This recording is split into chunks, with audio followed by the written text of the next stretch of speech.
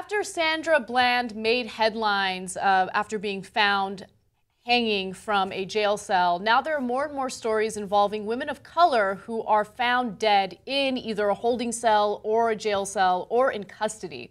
The latest story involves a woman from South Dakota who's actually a Native American.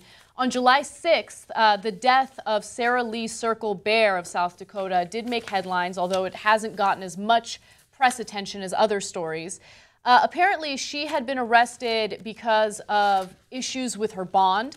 She was placed in a cell, and inmates say that she was complaining about feeling like she was in a lot of pain. Okay, so according to reports, witnesses say that when Circle Bear was transferred to the holding cell, she told guards that she was in excruciating pain. Jail personnel reportedly told her to, quote, quit faking and knock it off before lifting her partway off the floor and dragging her to the cell where she was later found unconscious. So she died. Right now there's an ongoing investigation, and unfortunately we don't know exactly what she died from. They're performing an autopsy and we'll figure it out.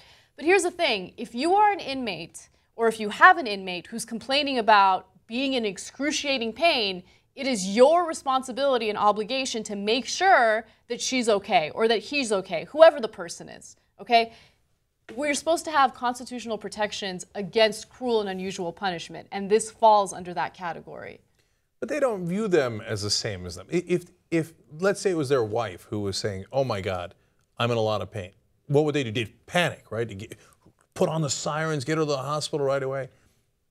But they're all criminals, right? I get it. It's because they arrested them. I know. I'm not saying that they think all Native Americans or all blacks are criminals. But once they've brought them in, whether they've been adjudicated guilty or not, was it a serious charge, a light charge? Whatever, man, you're already in jail, so you're worthless, right? So you're faking it. Every cop story we cover, when somebody says, I'm in a lot of pain, Freddie Gray in Baltimore, hey, God, I'm in so much pain because he broke his neck, right? Ah, he's faking it. Let's go faster. Ha ha. He'll bang around in there. Eric Garner, I can't breathe. Ah, he's faking it. He's faking it, right? And so that's problem one. Problem two is they think he's faking it, she's faking it, or they're not.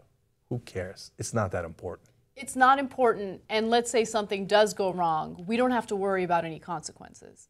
Because this has happened time and time again. Doesn't matter if it's a woman of color, doesn't matter if it's a man, doesn't matter who it is. Again, you are considered a throwaway to society if you are behind bars.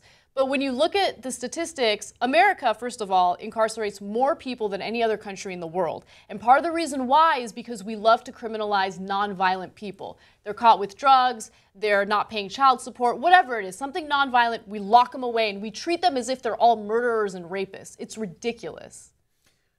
So it's, of course, not just African Americans that have this problem. And look, Native Americans are disproportionately imprisoned. She had two sons. One was 1 year old, the other one was 2 years old. Now they have no mom.